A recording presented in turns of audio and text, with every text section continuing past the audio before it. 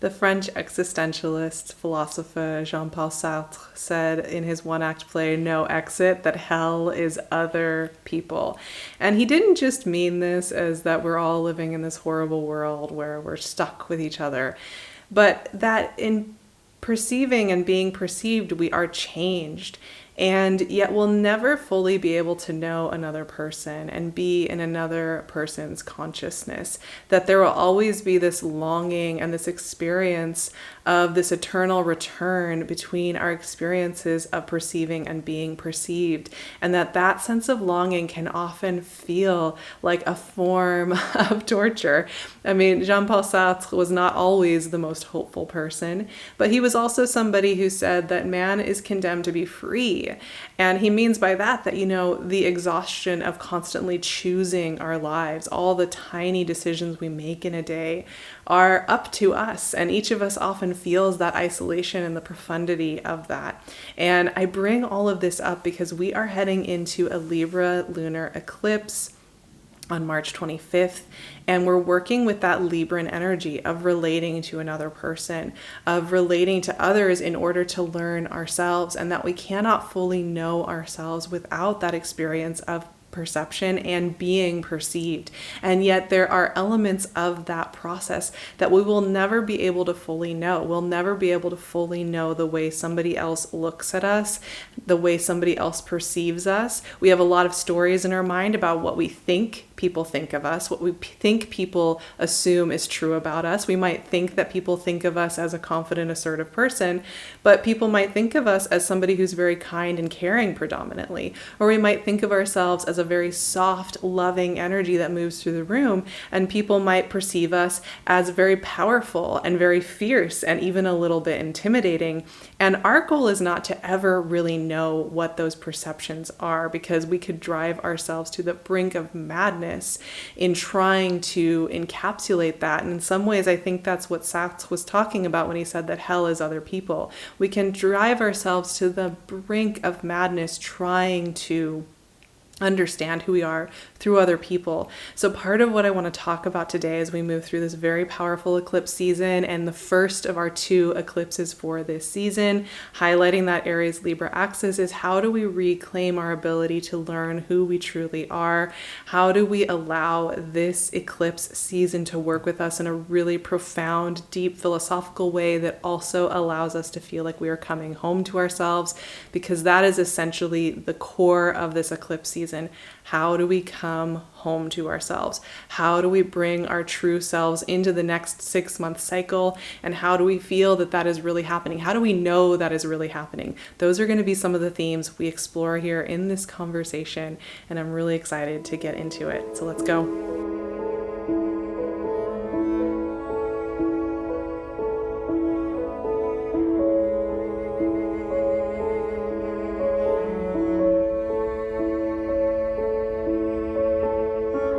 Hello, my beautiful friends, my fellow earth blobs, space blobs, sparkly blobs, or whatever poetic form you want to describe yourself as those of us, these entities that we are, figure out how to be here, how to relate to other entities, how to be connected, how to be a part of this whole big process of perceiving and being perceived that we are doing here in life. My name is Sarah, and I create soft spaces in the world of tarot, astrology, and a little bit of philosophy and storytelling to help us find ways to come back home to ourselves, to our soul song, and to take some of the fear and pressure out of that equation. And I think that's especially important when we're talking about eclipse seasons. They tend to come with a lot of really dramatic language in the pop astrology world, where it's all about things are being ripped off and suddenly you just know the truth and there's no going back and you better be ready for tower moments. I want to take that off the table as always and bring our conversation back to a really deep, profound, and soul nourishing place. So if you want to get your coffee or your tea as we relax to this chat, your journal, your art project, I'd love that. I love thinking about that going on in the background. Let's talk about some of the themes for this lunar eclipse, because when we're working with this Aries Libra axis, it is kind of the most quintessential thing about being human. This idea of Aries energy, right, which we're in Aries season while this eclipse season is going on, that I am energy, I exist. And philosophers have spent centuries figuring out what that even means. There's a lot of disagreeing of opinion on that front. And then we have the Libran energy here with this full moon and this lunar eclipse, which is the I perceive you, you perceive me, we're in relationship, we're having a conversation, we're communing, we're connecting, and we are learning about each other through that relationship, that balancing, that finding meaning through other. Self and other is often how it's described as well. And once again, these are such philosophical, mind-bending categories, really, when you start thinking about them at any profound level, that they're quite difficult to talk about. But I think that it's important that we try to explore this a little bit. So we're moving through the North Node in Aries and the South Node in Libra right now. And those are the energetics that we're working with. Of course, the collective is then going to be focusing on those North Node attributes. Of how do we become ourselves? How do we find deeper self-expression? How do we belong to ourselves? The South Node in Libra, and this is what's getting lit up here a little bit as we move through this lunar eclipse in Libra, is where are we people pleasing? Where are we feeling like we have to repeat generational patterns, patterns of relating, of connecting, of communing? Where are we holding ourselves in old forms when it comes to how we relate, how we communicate, how we deeply know and understand each other? This is always something, these themes are so deeply ingrained in the human experience that sometimes I think we even forget that we are struggling through with these things, and they are really, really profound questions to be asked. So as we're working through this lunar eclipse, we're bringing up some of those South Node themes around people pleasing, around codependency, and even just around our fears around rejection, shame, judgment that comes when we're trying to relate to other people, especially the people that we love the most and that we are the closest to. So I just have some questions here that I think could be really powerful to play with. Who are you when no one has expectations of you? I love to play with this question. Sometimes I'll just journal on this for a while and feel through it.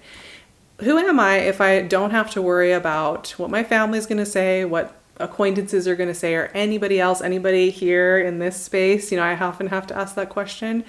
If I want to show up here as myself, I need to let go of the expectations I think people out in the world have of me. So who are you when there are no expectations of who you have to be? What would you do if you knew you wouldn't be judged or shamed? What would you be doing in your life?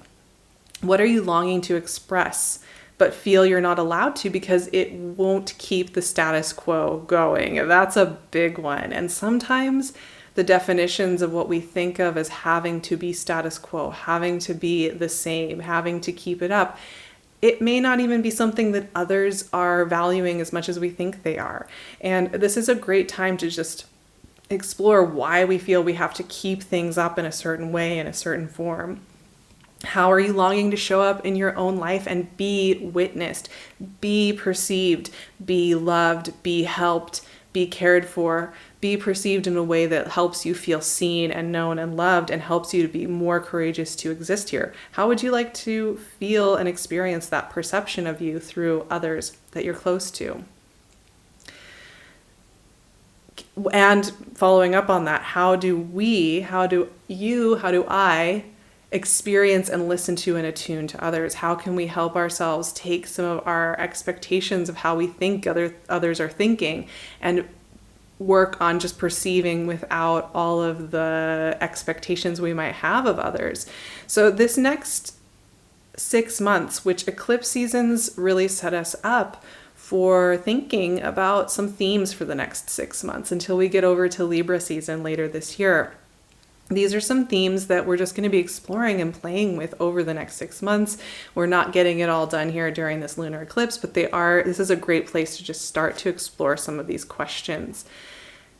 And really this lunar eclipse is about just looking at how we're holding ourselves back from being ourselves, because we don't want to disappoint others, because we don't want to be judged or shamed or exiled, because we don't want to be left in the dust. You know, we long to be perceived and cared for and with others, even those of us like me who loves my alone time more than anything else. and could take that Sats quote that I said at the beginning of this chat very literally, because I really need to be alone a lot of time. Even I need to have that experience of being perceived and witnessed and connected. But how do we hold ourselves back from allowing ourselves to show up to that? And this is also challenging our assumptions about how we think others expect us to show up. So those are some really great questions to think about. I also wanted to just talk a little bit about the opposition going on here with the moon in Libra and the sun in Aries, because of course a full moon like this is going to light up that oppositional energetic. And Libra is about that idea of relating to those around us, right? How do we experience these relationships? How can we even get our mind wrapped around two separate consciousnesses trying to understand each other? But the influence of Aries during this full moon and during this lunar eclipse and this whole eclipse season, quite honestly, is asking us to be courageous enough to look at the places where we cut ourselves off from ourselves as well. If we cut ourselves off from ourselves, we're not more capable of feeling connected to others. We're less capable of feeling connected to others. So these are deeply entangled ideas, right? And that's why it's a very powerful axis, because I think a lot of us feel like, well, if I'm just focused on trying to attune to other people and witness them and think less about myself, I'll be able to do a better job of focusing on them. But that's not true, is it? Because when we're detached from ourselves, when we're feeling foggy from not really being home with ourselves, it's pretty hard to feel connected to other people. It's pretty hard to understand where they're coming from and to see them impartially and to really hear them. So it's really important that we actually put a connection to ourselves as the number one aspect of this entire eclipse season, just practicing it, loving ourselves and being with ourselves. And that's not just looking into a mirror and saying nice things to ourselves. I have some questions here that I think are really practical and helpful when it comes to this. Are there environments that don't feel good to you?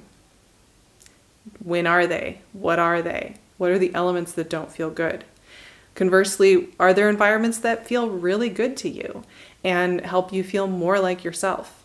Just paying attention to these things, maybe taking some notes on them, is a really powerful way to actually witness yourself existing and being who you are in your body, in your spirit, in your preferences that are very real and very valid.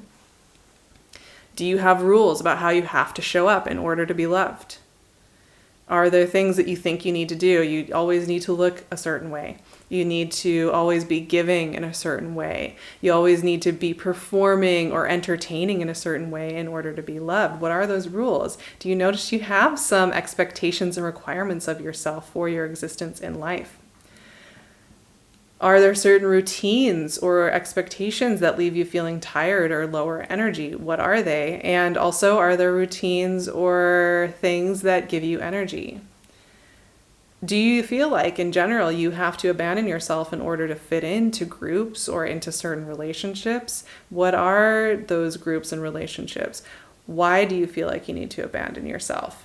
These are pretty deep things. These are the kind of questions that we all get therapists to talk about this with for several months at a time, because this is hard. But still, just sometimes coming back to these basics is one of the most profound ways to just honor that we exist. Just even asking the questions themselves is a way of perceiving that is very profound and respectful of ourselves as beings.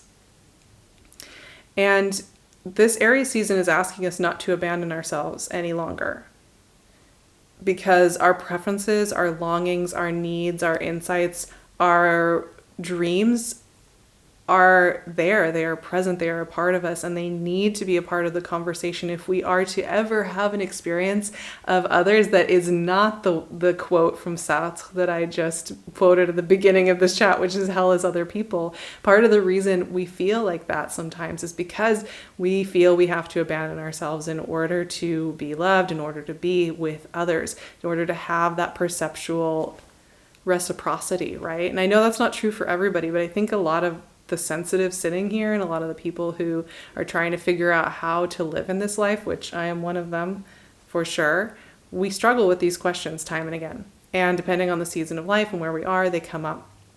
And this eclipse season just happens to be about these themes. There's one final little conversation going on during this lunar eclipse that I think is really beautiful, which is Venus in Pisces sextiling Jupiter in Taurus. Wow, that is such a hopeful and beautiful and playful dynamic that really speaks to there is a possibility that in coming home to ourselves and just asking a few preferences and maybe even expressing a few preferences to those we trust to care for us and love us, that beautiful things might start to be springing to life during this eclipse season. That there is this sense that if we are brave enough to ask some of these questions and explore a little bit, that we will start to see the kernels of some new creations coming to life. So there's a little hint here as well of the beauty of what is to come. And I think a lot of us will be feeling a deep hopefulness during these eclipses and during this Aries season as we do some deep diving, because there are kernels and sparks of new ways of doing things that are very, very present during this time. All right, I am shuffling my cards here. I just want to pull one card, maybe two, to just conclude our time together. Nine of Wands. I haven't seen this card for a long time, but it's very pertinent to Aries energy and Libran energy as well. And just this whole season, I have called this card the World Weary Warrior. And I want to follow that up with one more card for sure, because it's important to tell that story in context. Two cards wanted to come out, Hierophant and the Two of Cups. Okay. This is big. These are big energies, and we're going to have some conversations here. So Nine of Wands, it often makes me think about PTSD and other things where we feel like we have to be vigilant. And I think that's important to remember here in the context of sensitive beings and people trying to learn how to be in life. Like, most of us have very real challenges when it comes to just being ourselves in the world, which is why I think it's important to just enter this eclipse season by allowing yourself the space to just explore this without the pressure of acting on everything. But the Nine of Wands is this process of realizing what danger has passed, of honoring and recognizing what we've moved through. Of course, that is very real and it's important to honor it, but also that not every fearful thing from the past has to come with us into our future visioning and into our current or future relationships and identities. That there can be kind of a moment of thinking about what we want to carry with us and what we want to keep reliving. It's a pretty powerful card, and it's a complex conversation. But there's also, it's just a recognition that a lot of us are coming through a season of deep hardship, of deep questioning, and we may feel a little ragged at the end of that. We may feel a little bit like we're not at our most open. We may feel a little bit hesitant to step out, and it's important to just know that this part of us is here and that it needs some care and tenderness during this season. I think that's important to remember in this whole self-improvement culture. Like, just sometimes we just need to take care of wounded parts of ourselves that need some love and perception of them, right? Libra full moon, lunar eclipse is going to be all about perceiving. And then we have two pretty prominent cards here. Hierophant is an interesting one. For me, this card traditionally, it's kind of this Pope Bishop energy, an authority within a structure, a power structure. Every time I see this card, though, it's a reminder to bring that authority back into yourself, that sovereignty, that sense of I am the one who gets to decide the terms of my life, and the terms of the way I engage with it, and the terms with which I want to move through. So it's a really, really bringing us back to that sense that, you are a sovereign individual, and it's important to feel that you have that in you. And actually, interestingly enough, it's leading me to what I was just saying earlier, which is that in giving ourselves that sense of autonomy, that sense of wholeness in ourselves, that sense of authority within our own system that says, I know who I am, I know my preferences, I know my longings, it allows us to enter into this Two of Cups energy, which is relational, which is great conversation, which is harmony, which is great interconnectedness. And unlike that idea of hell is other people, this is heaven is other people. This is heaven is other beings and being able to commune with them. But we can only really ever experience that once we've kind of entered into a deep entering into of ourselves. So those cards are quite powerful. There's a lot of layers there, from taking care of the wounded self, finding autonomy and power, and relating to others. That's a lot to work with. I think each of us is going to find our own map when it comes to this eclipse season and what's really coming up within this. These bigger, broader philosophical themes about I am and you are and we relate. Those are very broad themes. And I think so many of us are dealing with slightly different aspects of that, but take that with what you will. Take that how you want to take that as you move through this season. I'm going to be doing an activation for this lunar eclipse over on my Patreon. It's going to be a journaling process, and I'm just going to be walking us through it. And it has to do with, how do we feel that I am energy? How do we feel that sense of autonomy in our longings and our wants? And I'm just going to keep it really simple and beautiful, because we're also moving through our journey through the Major Arcana. We're a few weeks in now, but this is going on all the way into May over on my Patreon. I am walking us through all 22 cards of the Major Arcana, contextualizing them, opening up the archetypes, expanding on our tarot practices, and creating a really safe space to do that. It's a really, really profound journey, and it has moved so much energy around for me just creating this process. So I would love to see you there. You can get all the details for that in the description box if you're interested in joining me for either or both of those things. They'll be all available once you sign up. You can also find me on my website, on Instagram, and I love it when you stay here, because this is the space where I'm able to share so much with all of you, and it just means the world. I hope you have a beautiful lunar eclipse in Libra. I will see you back here. We have some Mercury retrograde to talk about. We have another eclipse coming up in Aries that we need to talk about. So we have some big energy to explore in the coming weeks. Take care of yourselves. Take it easy. Don't stress out too much about eclipse season, and I will see you here very, very soon.